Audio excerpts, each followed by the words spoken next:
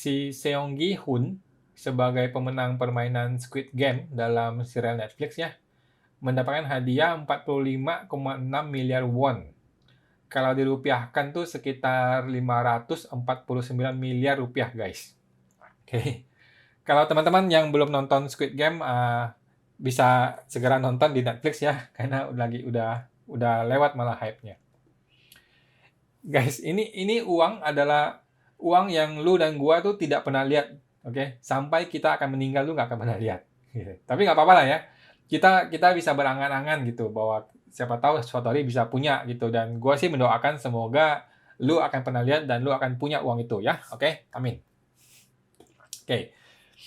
Kita bayangkan nih kalau si Seong Gi Hun ini atau kita panggil aja si Bihun ya guys. Kita panggil si Bihun aja deh. Anda sering makan bihun kan? Oke. Jadi supaya familiar kita sebut aja namanya si Bihun. Oke. Seandainya si Bihun ini adalah orang Indonesia yang kebetulan dia mungkin kerja di Korea atau dia terdampar di Korea, kemudian dia ikutan Squid Game ini. Oke, dan akhirnya dia menang. Nah, si Bihun ini mendapatkan hadiah 45,6 miliar won. Jika dirupiahkan menjadi 549 miliar rupiah, guys. Pertanyaannya, apakah si Bihun ini bisa ikut teks amnesti 2022, guys? Oke. Silakan berikan pendapat teman-teman ya. Kalian kasih pendapat aja di komentar video ini, guys. Tapi ini hanyalah iseng-iseng aja gitu ya, guys ya, bukan kasus yang serius. Sebelum kita ngomongin TA 2022 untuk si Bihun ini, gue akan sampaikan beberapa strategi yang bisa dilakukan oleh si Bihun ini, guys, dalam rangka tax planning terhadap hartanya. Oke. Kalau Anda nih secara tiba-tiba punya uang 549 miliar di rekening Anda hari ini nih, maka Anda boleh nih ngikutin salah satu dari strategi tax planning si Bihun ini, guys. Oke, cara satu. Ada beberapa cara nih. Cara satu, cuek bebek. Alias nggak peduli dan nggak mau bayar pajak di Indonesia. Oke, banyak orang seperti itu di Indonesia, guys. Banyak banget. Uang itu dia sebar aja di 10 negara gitu contohnya ya. Masing-masing 50 miliar gitu. Oke, terutama di negara-negara tax haven yang kemarin terbongkar di Pandora Papers yang sampai sekarang udah hilang beritanya dari dunia ini, dari Indonesia gitu ya. Nah, sedangkan 49 miliar berikutnya yang sisanya itu dia taruh di rekening di Indonesia ya, untuk hidup di Indonesia lah ya. Gitu. Nah, berhubung dia punya istri dan punya anak, maka kemungkinan besar dia sudah punya NPWP. Oke, artinya nih, sewaktu-waktu uang itu akan ketahuan oleh pajak dan pajak akan kirim surat ke dia. Surat cinta, SP2DK, seperti biasa. Surat itu akan mengklarifikasi nanti, Anda ini punya uang di rekening bank segitu banyak kok nggak dilaporkan, gitu. Seperti biasa lah, seperti biasa. Surat SP2DK itu seperti umum gitu, guys. Oke. Setelah dia menerima surat dari kantor pajak, apa yang akan dia lakukan? Ya, dia buang aja surat tong sampah gitu, dikocok-kocok atau dirobek itu buang tong sampah gitu, nggak peduli, selesai. Cuekin aja. Gitu. Dalam rangka kasus seperti ini, Dirjen Pajak tuh tidak bisa memblokir, guys, ataupun mengunci rekening si Bihun ini. Nggak bisa, gitu. Karena tidak ada indikasi tindak pidana dalam bidang perpajakan dalam kasus ini, gitu, guys. Oke. Jadi sebenarnya nih, buat Anda-Anda nih yang punya uang banyak, gitu, terus hasil dari ilegal, gitu ya, sepanjang uang Anda itu bersifat liquid dan masih bisa dibawa kemana-mana, gitu ya, nggak usah khawatir, guys. Nggak usah khawatir. Tidak akan mungkin disegel oleh petugas pajak. Oke? Tapi ini bukanlah saran resmi konsultan pajak gitu ya, guys. Ini gue cuma menyampaikan skenario yang mungkin saja terjadi, gitu. Cara dua. Oke? Cara dua adalah menyuap petugas pajak. Oke. Si Bihun punya uang 549 miliar rupiah, guys. Artinya apa? Bunga banknya berapa sih atas uang ini? Coba kita hitung ya. Kita anggaplah bunga standar di Indonesia itu untuk orang-orang kaya seperti ini ya, 8% lah. Dia dapat special rate 8%. Artinya, dia mendapatkan bunga 43,9 miliar per tahun, guys. Wow. Atau 35 miliar setelah potong pajak. Per tahun loh, guys. Ini per tahun. Lu bisa kebayang nggak sih? Kalau kita bagi 12, artinya 2,9 miliar per bulan, guys. Ini bunga loh ya. Uang dia yang tadi itu, yang hasil dari Squid Game itu masih full, nggak berkurang. Ini hanya bunganya saja guys. Gitu. Kalau orang pajak datang ke rumahnya nih, tok tok tok gitu ya, bawa surat SP2DK. Anda ini punya uang segini banyak, kenapa nggak ada lapor di SPI tahunan gitu, bla bla bla. Nah, udah, dipersilakan duduk. Petugas pajaknya nih, silakan duduk, dikasih minum kopi, kasih minum teh, kasih makan dan sebagainya. Terus ya dengan santainya dia keluarkan satu koper gitu ya, bawa satu koper, dikasihkan kepada petugas pajak. Oke, isinya 1 miliar rupiah. Oke, Pak, mohon maaf nih Pak, tolong dibantu deh. Tolong diurusin aja ya, saya nggak ngerti gitu. Saya kasih Bapak ini buat uang ngopi aja 1 miliar rupiah gitu. Sambil tersenyum, pura-pura bego, pura-pura minta tolong gitu. Kira-kira nih guys, kalau lu jadi petugas pajaknya, lu terima nggak duitnya? Silakan teman-teman jawab sendiri ya di kolom komentar juga boleh gitu ya. Kalau gue sih, gue nggak usah mikir dua kali. Gue akan ambil uangnya dan dengan berbagai cara nanti gue akan bantu dia untuk menyelesaikan kasus ini. Nggak usah bayar pajak. Gitu. Oke. Jadi gue ini nggak cocok guys untuk jadi petugas pajak gitu ya. Karena gue ini nggak bisa tahan lihat uang 1 miliar di depan mata gue gitu ya. Tapi gue yakin petugas pajak Indonesia itu tidak ada yang begitu, oke? Petugas pajak Indonesia itu semuanya jujur, tidak ada yang seperti itu, oke?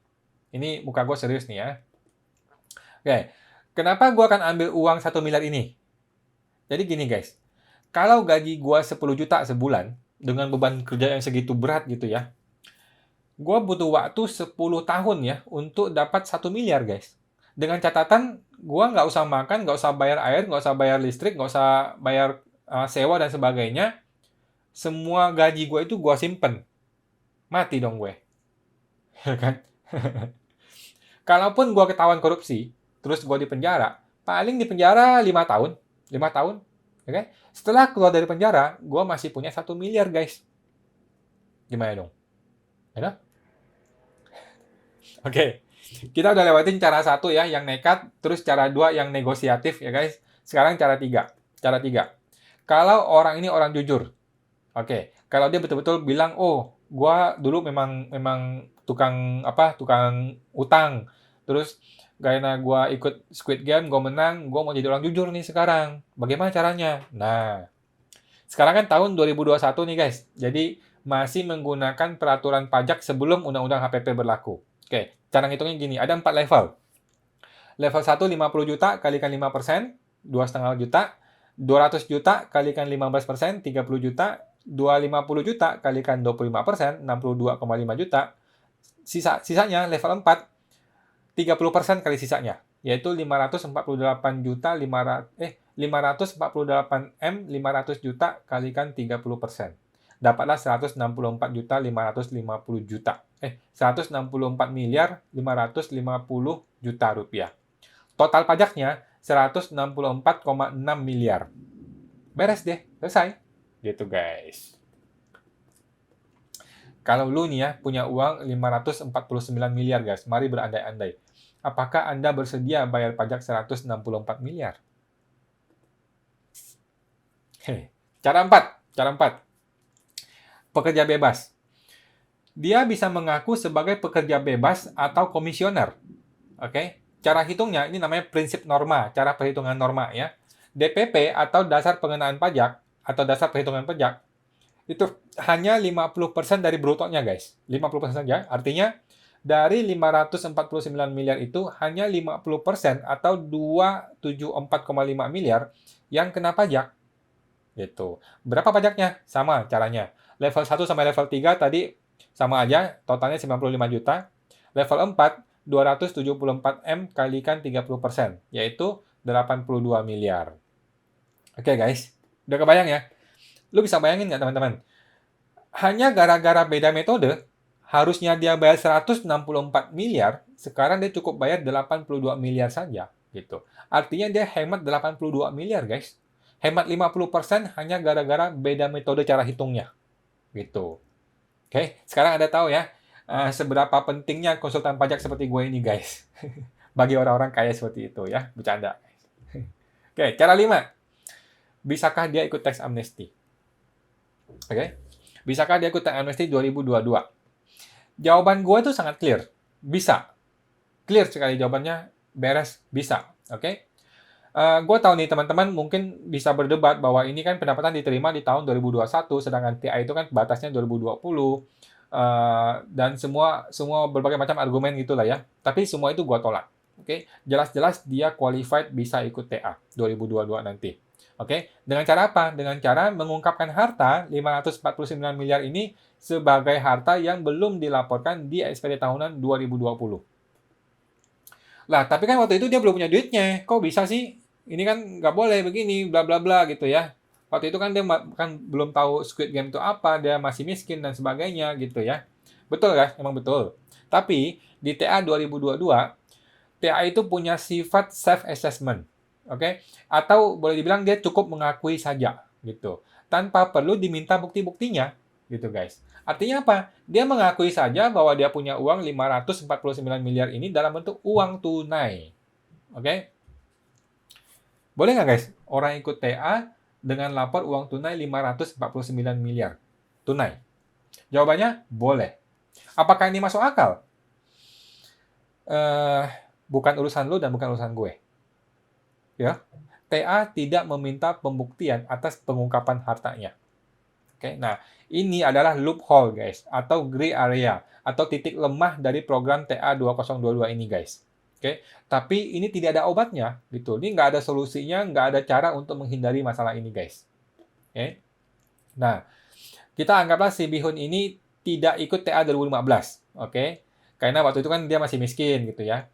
Maka dia akan ikut TA 2022 ini dengan melaporkan ini sebagai uang tunai dari luar negeri yang akan dibawa ke dalam negeri dan diinvestasikan. Sehingga dia akan menggunakan tarif TA 2022 itu yang 12% guys. 12%. Oke, jadi 12% kalikan 549 miliar, hasilnya 65,8 miliar saja. Oke. Udah kebayang ya guys? Lu bisa kebayang ya? Betapa pentingnya fungsi konsultan pajak seperti gue ini, gitu ya. Harusnya dia bayar pajak tuh 164 miliar. Tapi dengan berlakunya Undang-Undang HPP, Tax Amnesty 2022, dan bertemu dengan konsultan pajak yang seperti gue ini, yang tepat gitu ya, seperti gue gitu ya, dia cukup bayar 65 miliar aja guys. Alias dia hemat 99 miliar. Lo bayangin ya guys, lo bisa hemat 99 miliar hanya gara-gara ketemu awan, ketemu konsultan pajak yang tepat. Canda. Dengan begitu, kalau gua cas biaya konsultan gua itu senilai 9,9 miliar, boleh nggak guys? Oke. Gara-gara ketemu gue nih, dia bisa hemat 99 miliar. Gue minta bayaran biaya jasa gue hanya 10% aja dari uang yang gue berhasil selamatkan. 10% aja. Boleh nggak? Ini win-win solution. Everybody's happy, guys. Oke, guys. Itu untuk hari ini ya. Itu aja ya. Ini semua cuma bercandaan ya, guys. Hanya bercandaan aja. Jangan terlalu dibawa serius gitu ya. Tapi ya, ini adalah sebuah skenario nyata gitu guys ya. Seandainya seseorang punya uang 549 miliar yang belum dilaporkan di SPT tahunannya, ya seperti itu gitu caranya gitu. Tapi kalau Anda punya pendapat yang berbeda, ya silahkan disampaikan di kolom komentar ya guys, nggak masalah gitu. By the way, jika teman-teman masih ada pertanyaan seputar Tax Amnesty 2022 nanti, Anda bisa tanya jawab ataupun diskusi dengan gue langsung di www.ta2022.com. Oke, di sana kita bisa diskusi dan tanya jawab secara langsung gitu ya. Tetapi itu bukanlah jasa konsultan pajak resmi berbayar ya guys. Itu hanyalah diskusi tanya jawab aja, yang biasa aja gitu ya, dalam rangka gue ikut membantu DJP lah untuk mengedukasi masyarakat gitu ya. Oke, terima kasih, sampai jumpa guys.